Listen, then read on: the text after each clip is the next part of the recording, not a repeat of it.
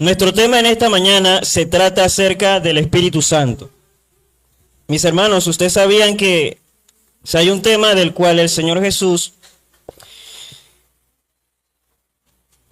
siempre se tomó en hablar y en enfatizar este tema cuando estuvo en esta tierra? Fue uno de los temas que más Él quería que sus discípulos pudieran comprender, pudieran entender. Pero yo le añadí algo más. ¿Cómo ve el Espíritu Santo? ¿Cómo se ve el Espíritu Santo? ¿Cómo es visto en la actualidad? Si es un tercer Dios, una fuerza, una influencia, un poder, una persona divina o Cristo mismo. Estas son algunas preguntas.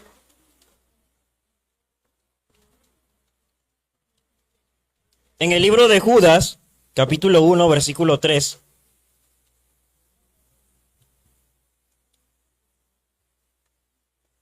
había una preocupación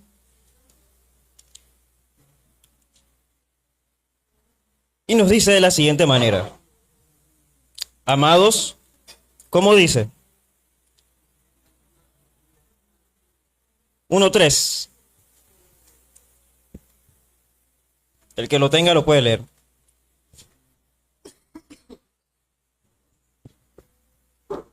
Amados, gran solicitud tenía de escribiros acerca de nuestra común salvación.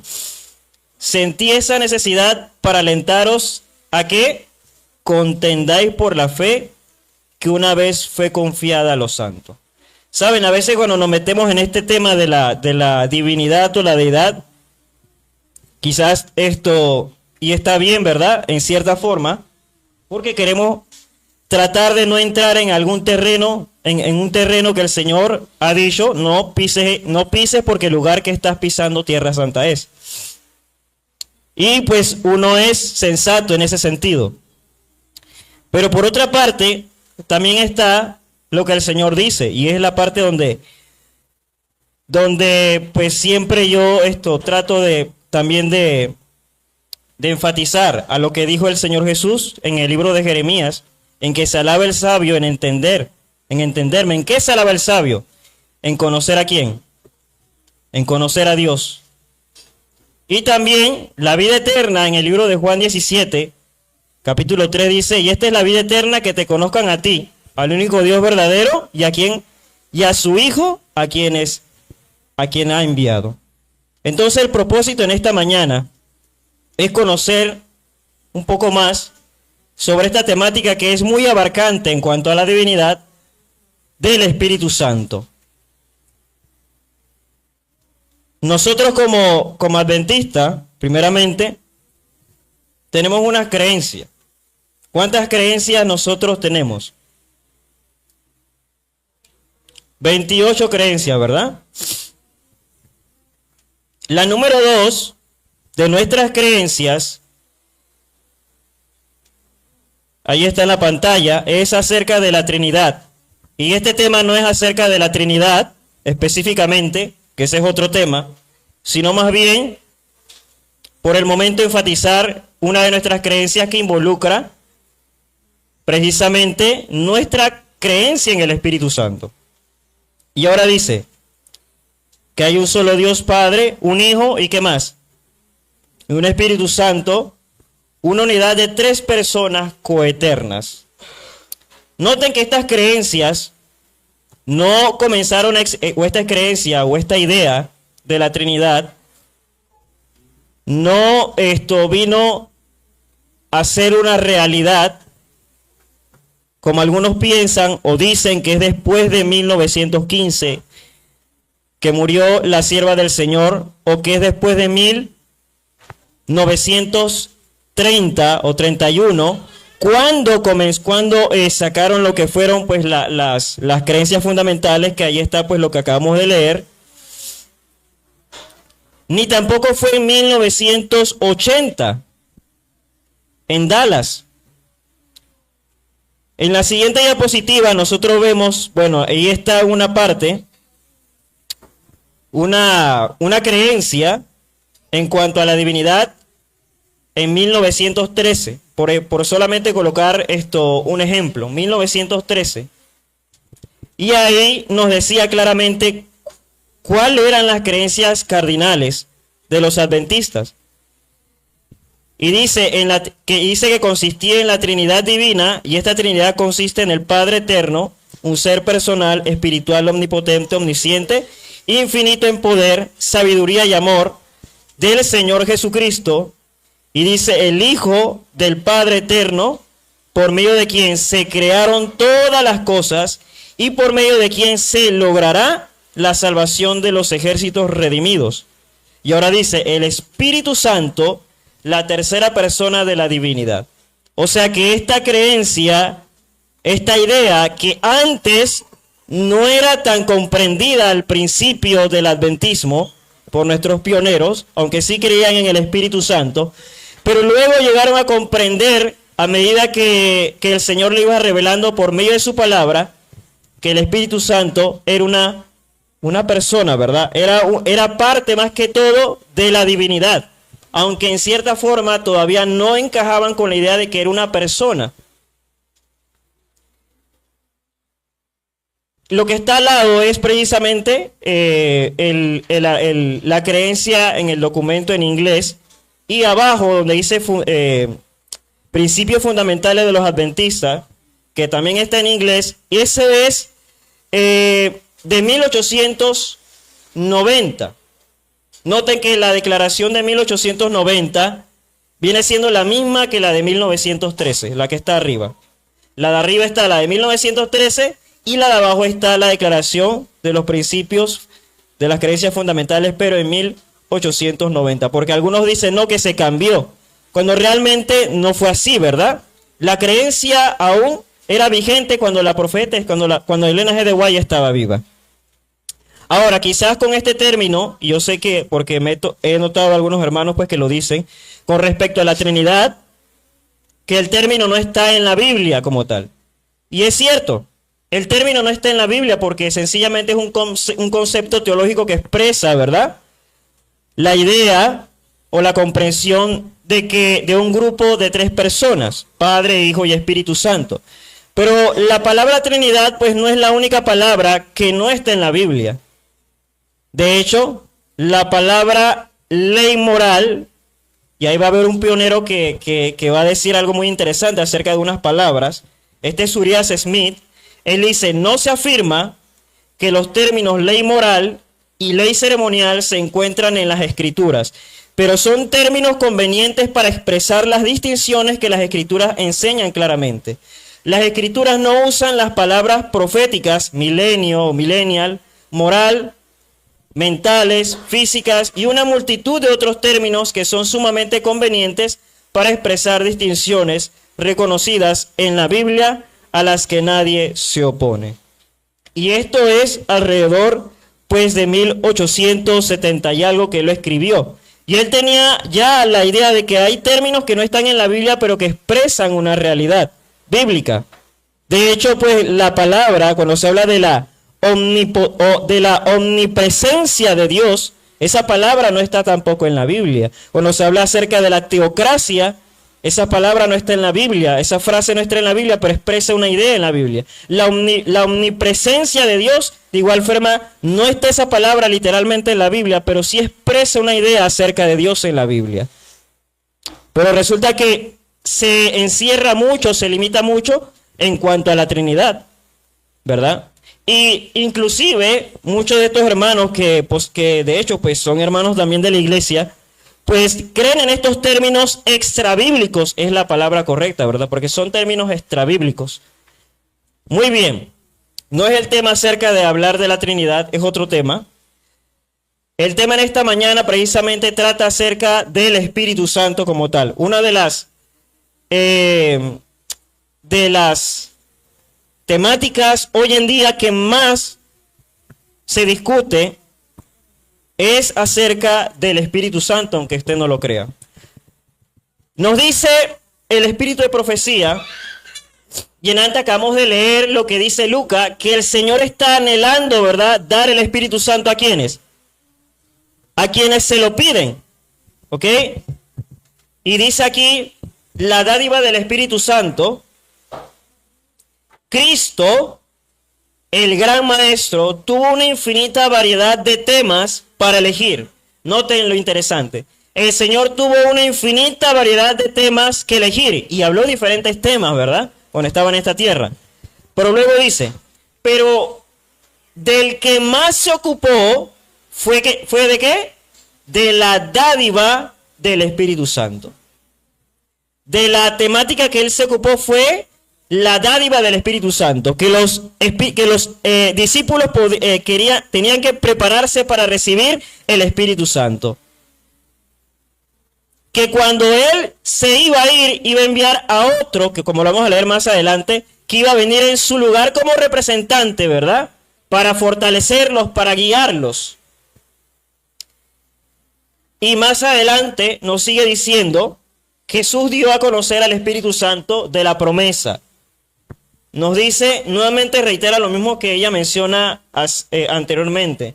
Dice, de una extensa gama de posibilidades, escogió el tema del Espíritu Santo para que inspirara y vivificara sus corazones. Ahora ya dice algo que podríamos decir que también ocurre en nuestro día. Sin embargo, aunque Cristo hizo mucho para darlo a conocer, ¿cuán poco habita en medio de dónde? ¿Están leyendo conmigo? En medio de las iglesias. ¿Es cierto eso? Podemos hablar del Espíritu Santo, podemos comentar del Espíritu Santo, podemos enseñar del Espíritu Santo, pero resulta que el Espíritu Santo no puede estar habitando inclusive en nuestros corazones. Y si no está en nuestros corazones, mucho menos va a estar en la iglesia. Pero Cristo no paraba de hablar de eso, ¿verdad? Cuán poco habita en medio de las iglesias. Aunque la divina influencia es esencial para la obra del perfeccionamiento del carácter cristiano, muchas veces son ignorados el nombre y la presencia del Espíritu Santo. ¿Es el Espíritu Santo esencial para nuestras vidas? ¿Es el Espíritu Santo ese agente que nos conduce cada día más hacia Cristo para que le conozcamos más? Y entonces, mis hermanos, de aquí vamos a partir, ¿verdad? El Espíritu Santo desde la eternidad ha estado con el Padre y el Hijo. Nos dice el libro de Isaías, vamos a ver solamente unos pasajes en el Antiguo Testamento, que hay vasta multitud de pasajes, pero este me llama mucho la atención, porque algunos dicen, no, que en el cielo solamente está el Padre y el Hijo. Vamos a ver a la luz de la Biblia si eso es verdad. Nos dice el libro de Isaías, capítulo 48, y vamos a analizar bien quién está hablando aquí, ¿verdad? Dice, oye Jacob, y tú Israel, ¿a quién llamé? Yo mismo, yo el primero, yo también el postrero. Ahora dice, mi mano fundó también la tierra. Esta frase, mi mano, es muy interesante. Ahora dice, mi mano derecha midió los cielos con palmo. Y al llamarlos yo, comparecieron juntamente. Ahora dice, acercaos a mí, oíd esto, desde el principio no hablé en secreto. Desde que eso se hizo, ahora dice, allí estaba yo. ¿Quién estaba allí? Y ahora me envió Jehová el Señor. ¿Y quién más? ¿Y quién más fue enviado? ¿Y quién más lo envió? ¿Cómo termina el texto diciendo? Me envió Jehová el Señor, ¿y qué? Su Espíritu. Ahora la pregunta es, ¿quién está hablando aquí en primera persona? ¿Quién es el que está diciendo, me envió el Señor Jehová y su Espíritu? Cristo Jesús, mis amados. Entonces este texto está hablando, este es del Antiguo Testamento, ¿verdad? Y está hablando que desde antes que viniera a esta tierra Jesús ya estaba en el plan maravilloso de Dios que el Hijo iba a ser enviado por cada uno de nosotros. Y mis hermanos, en Deuteronomio capítulo 6, versículo 4, está la Shema, ¿verdad? La Shema son una de las primeras frases bíblicas que se le enseñan a los judíos en la sinagoga, ¿verdad? Nos dice, oye Israel, Jehová nuestro Dios, Jehová uno es. Y ahí está precisamente que se menciona a Dios 3 veces, aunque cuando lo leemos lentamente, las veces que se menciona el nombre de Dios. Ahora vamos a ver algunas pruebas bíblicas en el Antiguo Testamento. Acuérdense que hace un momento leímos Isaías y dice, mi mano fundó también la tierra. Porque el otro asunto es que, según algunos, el Espíritu Santo no estuvo en la creación, porque solamente era el Padre y el Hijo. Pero vamos a ver si esto es cierto, ¿verdad? A la luz de varios textos en la Biblia, cómo se presenta también el Espíritu Santo, nos dice, ¿quién forma al hombre? En Job 33 leemos, el Espíritu de Dios me hizo, y la inspiración del Omnipotente me dio vida. Aquí está diciendo, bueno, aquí está hablando Job, ¿verdad? El patriarca. ¿Quién fue quien lo hizo? El Espíritu de Dios me hizo. Ahora vamos a seguir leyendo. Job 10, 8, 9. Tus manos me hicieron y me formaron. Acuérdate que como barro me diste forma.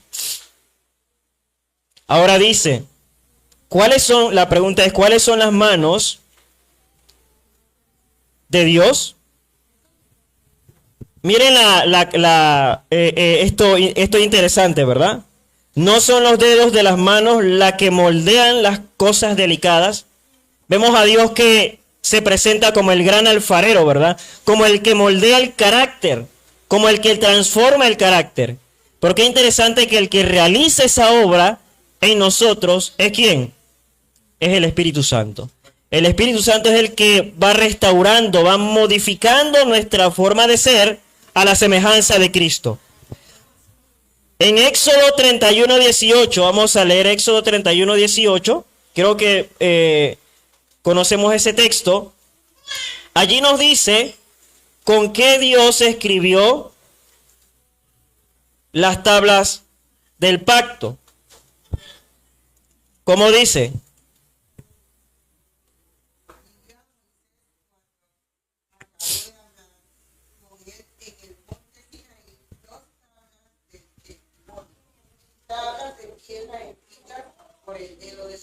Amén. Tablas escritas ¿con qué? Con el dedo de Dios. Son los dedos parte de la mano, obviamente, ¿verdad? Entonces miren cómo se presentan esas manos que formaron, esas manos que crean. Precisamente es un simbolismo, ¿verdad? Que presenta la Biblia, que se le atribuye también al Espíritu Santo. Ahora dice Mateo 12, 28, hablando de Jesús, pero si por el Espíritu de Dios echo fuera los demonios, quiere decir que ya el reino de Dios se ha acercado. Jesús echaba a los espíritus malignos, ¿por qué? Por el dedo de Dios, por el Espíritu. Y Lucas 11:20 dice, pero si yo, por el dedo de Dios, echo fuera los demonios, entonces el reino de Dios se ha acercado.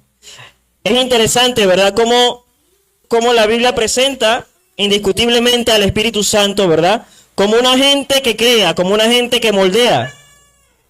No sencillamente, ¿verdad? Como un ser inanimado, porque en realidad el Espíritu Santo no es una prosopopeya. Una prosopopeya pues es una figura literaria, ¿verdad? Donde se escoge algo que es inanimado y se le atribuye algo personal. No, el Espíritu no es una prosopopeya, como vamos a ver más adelante, no lo es. En la siguiente lámina vemos el otro consolador, que el Espíritu Santo es el otro consolador.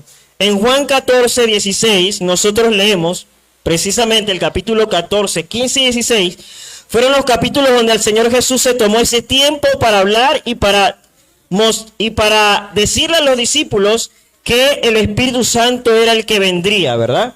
Para ayudarlos. Pero vendría como el otro consolador. Dice, y yo rogaré al Padre, versículo 16, y os hará ¿qué cosa? Otro consolador. No es que Cristo mismo como algunos creen y están enseñando, que ese consolador es literalmente la persona de Cristo, ¿verdad?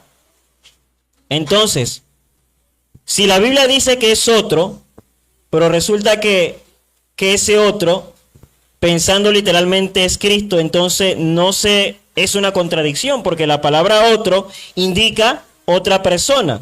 Si usted se va, está en su trabajo o no, va a una reunión y dice, bueno, voy a decirle a tal persona que me represente, ¿verdad? Y usted se va y de repente entra usted mismo. Usted se va a representar a sí mismo. No tiene lógica, ¿verdad? No tiene sentido. Entonces la Biblia nos dice que el Espíritu Santo es otro consolador. Del griego alos, otro de la misma clase. De la misma clase.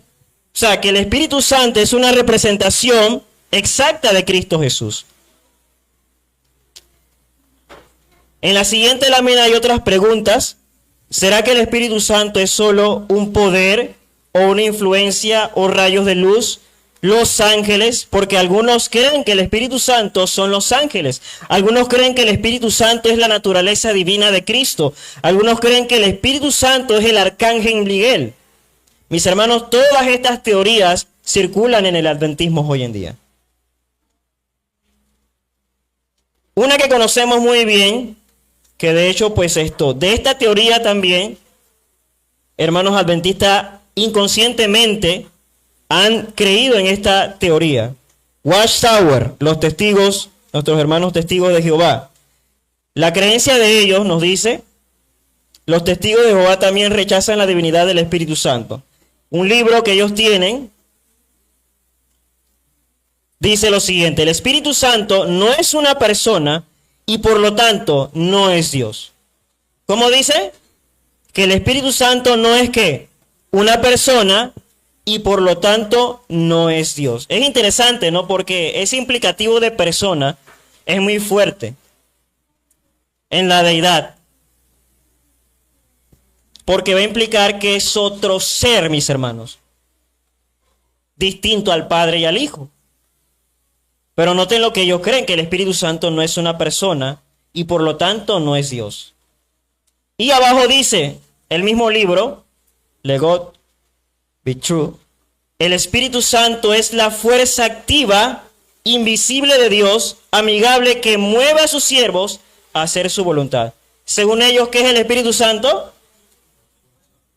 Es la fuerza activa. Yo creo que esa sí la hemos reconocido, esa frase. Es la fuerza activa, una influencia activa, una energía. Muy bien, eso no es nuevo en la Biblia, ¿saben? Hay un caso que es el primer caso en toda la historia de la Biblia donde alguien cree que el Espíritu Santo es una fuerza activa, que es un poder solamente. Vamos a leer esa historia de Simón el Mago. Al libro de Hechos, capítulo 8, versículo 18. Hechos, capítulo 8, versículo 18. Bueno, está en pantalla para ir más rápido, ¿verdad? Nos dice: y cuando vio a Simón que por la imposición de las manos de los apóstoles se daba el Espíritu Santo, les ofreció ¿qué cosa? Dinero. ¿Y qué dijo? Dadme también a mí, ¿de qué? De este poder. ¿Qué creyó Simón el Mago que era el Espíritu Santo? Que era un poder que podía ser obtenido ¿por qué? ¿Y saben qué le dijo? En este caso el apóstol Pedro: tu dinero perezca contigo. Bueno, también yo creo que se lo había dicho a otro que vamos a leer más adelante. Ahora, para que cualquiera a quien yo impusiere sus manos, ¿cuál era el fin de Simón el Mago? Para que cualquiera en que yo impusiera las manos reciba el Espíritu Santo. ¿No creen que esto es muy familiar hoy en día en las iglesias, verdad? Dame también de ese espíritu, decía Simón el Mago. Él se sorprendió a ver a los apóstoles que imponían las manos y las personas comenzaban a hablar en lenguas conocidas, ¿verdad? En lenguas conocidas. Ese es otro tema acerca del don de lengua, pero esto tiene mucho que ver. Por suerte en este asunto, porque tu corazón no es recto delante de Dios. Hoy en día no hay muchos que pretenden tener el poder en sus manos y así pretenden ellos dar el Espíritu Santo, Un día me comentaba un hermano que es de la iglesia evangélica, me dijo preocupado: hermano, yo no puedo hablar en lengua. Y tenía años en la iglesia. Mi hermano, yo no puedo hablar en lengua. Mis hermanos sí hablan, pero yo no, a mí no me da por hablar en lengua. Lo bueno, mi hermano, es que la Biblia es clara, ¿verdad? Cuando dice en su palabra que eso no es un indicativo, esa recepción de poner las manos y hablar en lengua no es un indicativo bíblico de que uno ha recibido el Espíritu Santo. Porque el indicativo bíblico de recibir el Espíritu Santo es lo que dice el libro de Hechos, capítulo 5, versículo 39. Que Dios da el Espíritu Santo a quienes le obedecen. Entonces, ¿cómo el Espíritu Santo va a ser dado a una persona que esté en rebeldía con los mandamientos de Dios? No puede ser, ¿verdad? Es contradictorio a la Biblia. Pero ahora mismo se cree en el Espíritu Santo de una forma maravillosa, de una forma majestuosa en las iglesias, donde las personas suelen gritar, suelen saltar, suelen caerse. Por mis hermanos, eso no es indicativo del Espíritu Santo. El hecho de que no siento, como dicen algunas personas, es que no siento aquí el Espíritu Santo. No, mis hermanos, no es cuestión de sentir, es más que todo de convicción, ¿verdad? De tener la certeza, la fe que el Señor está obrando en nuestro corazón. Y el indicativo más poderoso que el Espíritu está en nuestra vida es que vamos siendo transformados de gloria en gloria a la semejanza de Cristo. De que ya vamos perdiendo el gusto hacia ciertas cosas que antes nos agradaban, ahora nos gusta es venir a la iglesia, nos gusta leer su palabra. Eso es muestra de que el Espíritu Santo está trabajando en nuestro corazón. De esa manera se manifiesta el Espíritu Santo. ¿Pero qué quería Simón? ¿Comprar este poder con qué? Con su dinero. Hay algo muy interesante de lo que vamos a hablar para entender la personalidad o la persona del Espíritu Santo. Al hablar de las personalidades tenemos que hablar de las habilidades cognitivas del Espíritu Santo. ¿Qué son estas cualidades cognitivas? Cuando hablamos de Dios, no podemos limitar el concepto sencillo de la palabra persona, que es la palabra, para identificar a algún individuo de carne y hueso. Por lo regular, en nuestro lenguaje, cuando hablamos de persona, pues la mente va literalmente a una persona literal, ¿verdad? Más que a la personalidad, que es a lo que también está muy relacionado. Cuando hablamos de Dios, estamos usando la palabra persona para mostrar que el Padre, el Hijo y el Espíritu Santo tienen cada uno una personalidad. Y esa personalidad, mis hermanos, quiere decir que el Padre, el Hijo y el Espíritu Santo, y es lo que más enfatiza la Biblia y el Espíritu de profecía cuando hablan acerca de la personalidad o la persona.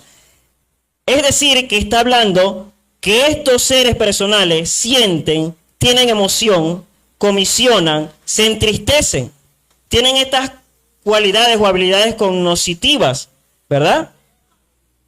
Cualquier ser con razonamiento, mis hermanos, es un ser personal. Y la pregunta es, ¿tiene el Espíritu Santo razonamiento? Hay unos ejemplos, no lo puse todos los textos solamente, ¿verdad? Algunos textos, por lo menos 10, que nos muestran estas características personales, esos atributos personales del Espíritu Santo, ¿verdad? Que son solamente posibles de una personalidad y de los cuales pues carecería en absoluto si fuera solamente una fuerza manejada por Dios. Por ejemplo, la número 1 que dice que el Espíritu Santo enseñará todas las cosas, dijo Cristo, ¿verdad?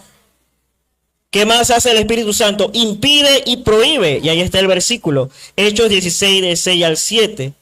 Habla el Espíritu Santo, ¿verdad?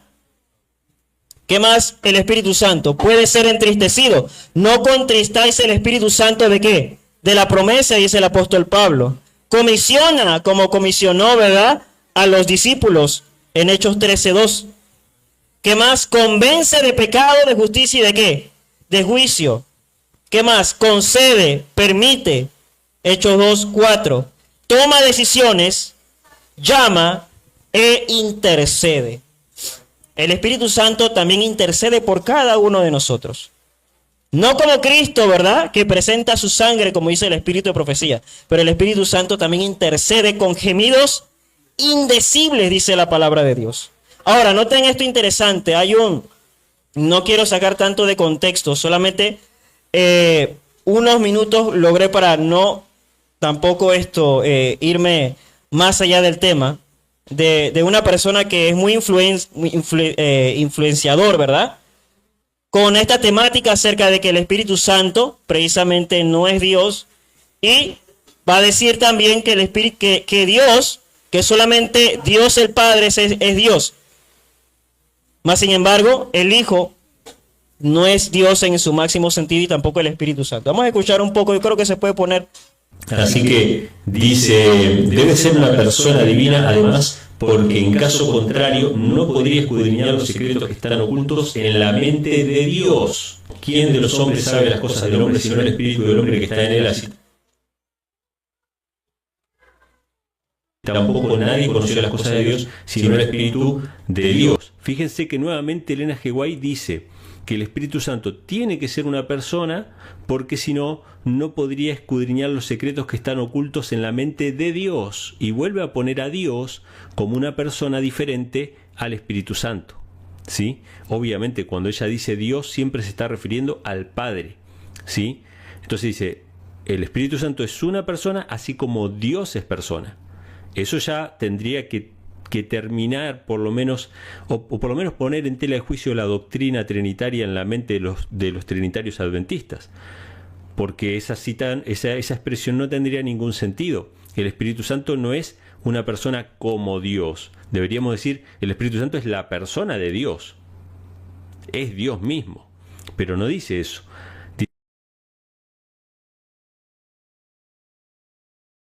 Así que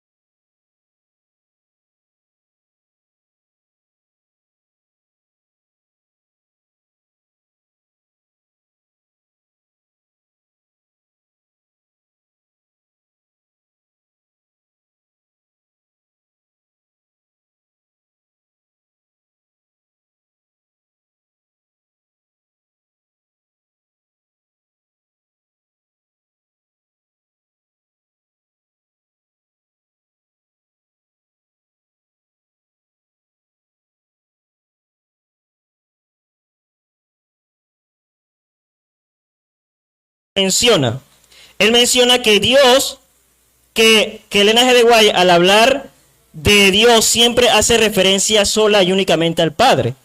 Eso es lo que él menciona en esa cita. O sea que solo Dios es, solo el Padre, Dios el Padre es Dios. No está diciendo aquí que el Espíritu Santo pues sea Dios en ese video. Entonces, vamos a ver realmente si eso es así a la luz de lo que dice la Biblia y el Espíritu de profecía. ¿Será que el Espíritu Santo no es Dios? Bueno, hay un hecho muy interesante en la Biblia, está en Hechos capítulo 5, versículo 3.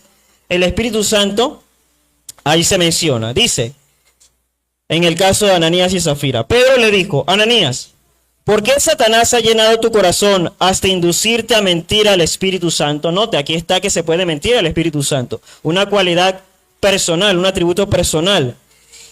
Y quedarte con la parte del precio de la heredad, reteniéndola, no quedaba para ti, y vendida, no estaba en tu potestad. ¿Por qué pusiste esto en tu corazón? Ahora, ¿qué dice? No has mentido a los hombres, sino a ¿quién? Sino a Dios. Ahora, ¿es el Espíritu, según la Biblia, el Espíritu Santo es Dios?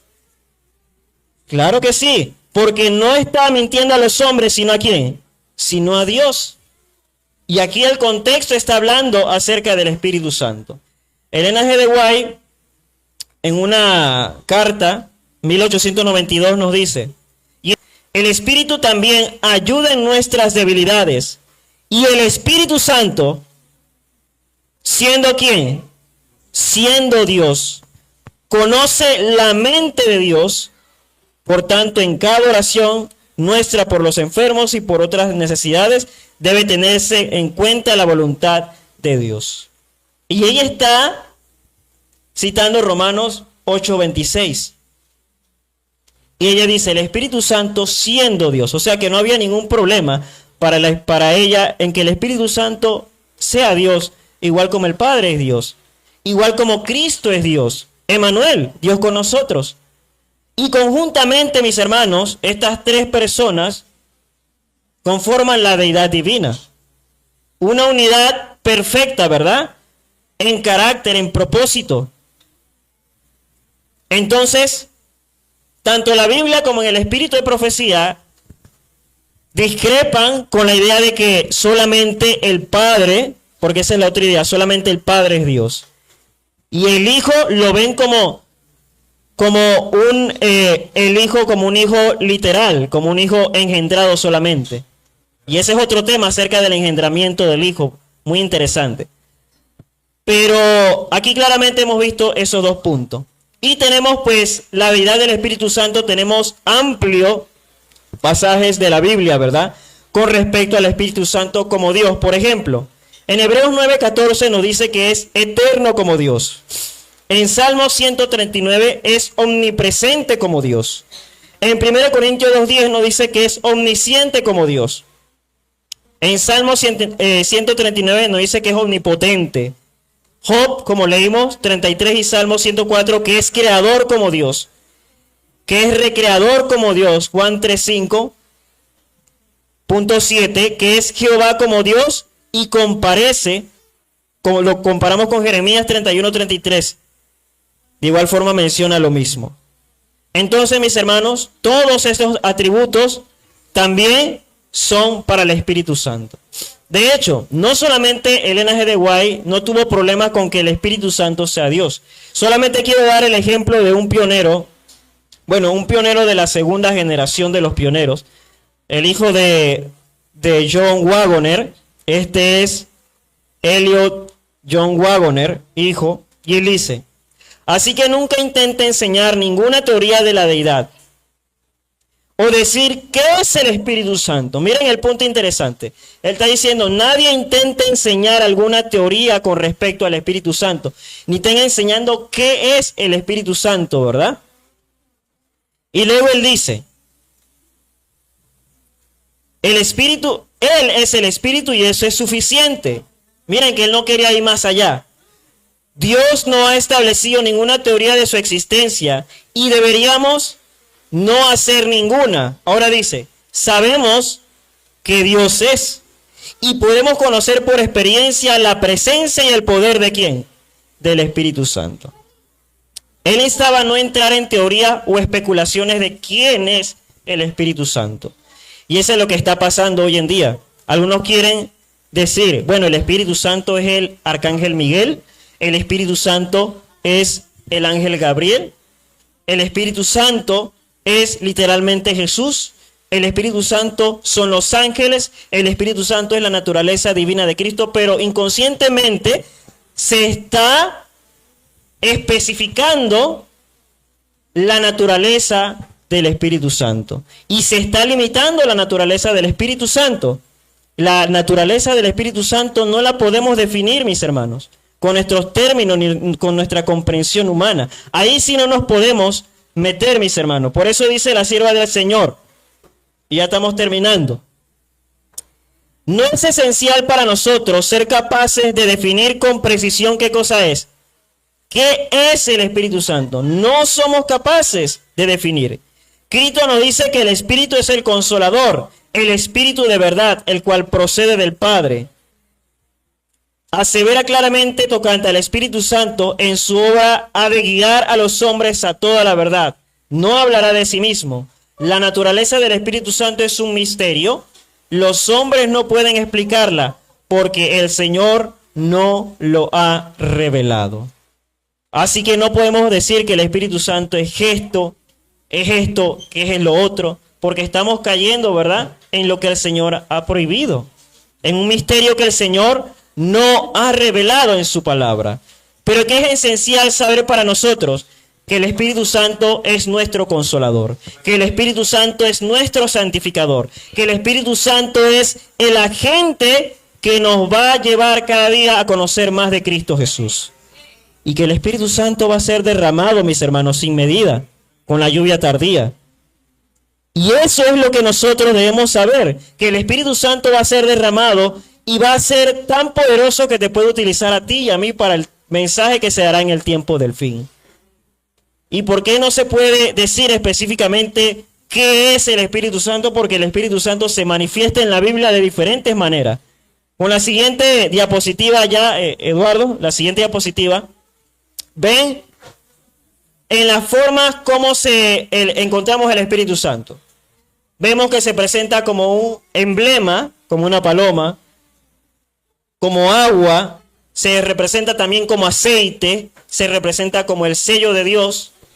En Ezequiel, capítulo 13, Hebreos 12, 29, se presenta como fuego. Hechos, capítulo 2, como lenguas de fuego, ¿verdad? Como viento, como lluvia, como río, como rocío. De esa manera tan maravillosa se presenta esta gente, el Espíritu Santo. Y de esa forma, mis hermanos, el Espíritu Santo quiere transformarnos también a la semejanza de Cristo. Mis hermanos, el Señor puede ayudarnos para que nosotros podamos comprender y dejar permitir al Espíritu Santo hacer su obra, ¿verdad? Que el Espíritu Santo pueda fortalecer nuestras vidas, para que la recepción del Espíritu Santo pueda ser una realidad cada día, porque cada día debe haber un bautismo del Espíritu Santo en nuestras vidas, ¿ok? No solamente que nos bautizamos y ya no, cada día debemos pedir, como dice la Biblia, que el Espíritu Santo esté en nuestras vidas. Porque, mis hermanos, si no, el enemigo va a soplar esos vientos de doctrina. Dice, hay un relato muy interesante en Primeros Escritos, ¿verdad? De los que rechazaron el mensaje del primer ángel y se quedaron, mis hermanos, en el lugar santo y no pasaron hacia el lugar santísimo. Dice la mensajera del Señor que el enemigo sopló su otro espíritu y fueron engañados. Pero, mis hermanos, Dios quiera que nosotros no seamos engañados. Dios quiera que nosotros busquemos el Espíritu de verdad que convence de pecado, de justicia y de juicio. ¿Quiere usted buscar al Espíritu Santo diariamente? ¿Necesitamos el Espíritu Santo en nuestras vidas? Oremos para que el Espíritu Santo se derrame en nuestros corazones.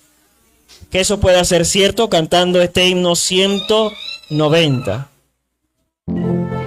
Puestos de pie, vamos a cantar este himno, mis hermanos.